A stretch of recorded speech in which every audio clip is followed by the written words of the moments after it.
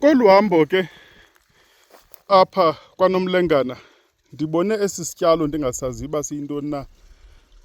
Kuthe ke kuba ndingumntu ofuna uzazi into zasekhaya neento zezwe lakowethu, sikulo mhlaba kwaNomlengana, umhlaba Mamvulane, emantla eDangers Hoek, uphuma ngaseSterkspruit. Sidibana ke nomamBhurhwana apha ekhatshwa indoda enkulu, nomfana opha ngasemva Avu, nomamKhumbeni. Uza kasicacisele kumama into yoba ingaba ngumthimni nalona siwubona apha. Camakho. Lo mthi ndikume phezu kwawo namhlanje kulo mhlaba kuNomlengana. Igama lawo nguMbonempenge. Ulwazi lwawo ondinalo ndiyahlamba ngawo umntu umzimba. Ndiphinde ndigqithe ndiye kwicala lemfuyo ebuhlanti, yibhokhwe, yigusha, yinkomo.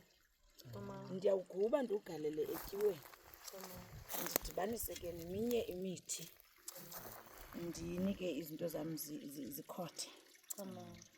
Ndiphinde kwakhona ndingene xa ndifuna into zam zindibethele unyaka nonyaka amathole, ndingena ngoMbonempenge. Ndiyalikha igaqa loMbonempenge, ndiligrumbe apha ngaphakathi, ndisenge ibhokhwe noba igusha noba inkomo, ndiyisengele apha ngaphakathi kweli gaqa, ndilidzidere apha ngaphakathi ebuhlanti. Siyabulela kakhulu mama ngolwazi, ngoba ezi zinto sithi kubalulekile zaziwe, ngoba ngenye imini nizawungabikho, sisale isizukulwana singazi nto.